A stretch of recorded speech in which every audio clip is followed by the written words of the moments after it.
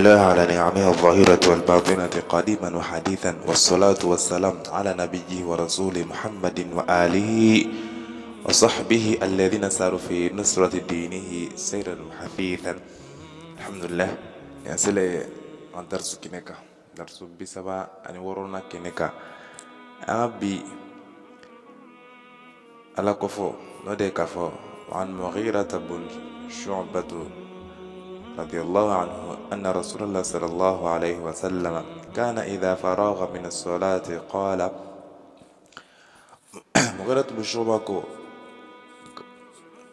جيدن صلى الله عليه وسلم جيدن تنكرا نا تكلرا أكا سلولا كما نمنا نكلرا أكا سلولا كو جيدن تنبافو لا إله إلا الله وحده لا شريك له له الملك وله الحمد وهو على كل شيء قدير اللهم لا مانع لما أعطيت ولا معطي لما منعت ولا ينفع ذا الجد منك الجد. صلى الله عليه وسلم قوتم بين فوق منامنا نكلا أغسلولا نودي كفو لا إله إلا الله بطو ما سيتي فنا كنا الله تعالى كرم بي وحده لا شريك له جنيو فايتا له الملك وله الحمد عليه مسجي عليه فنا مساي عليه فم بلاج الفنا التي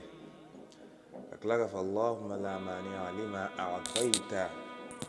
الله تعالى ni ema fem di baga tola wala ni em fem fana di ma baga fana tola wala yanfa'u dhal jaddi minkal jaddu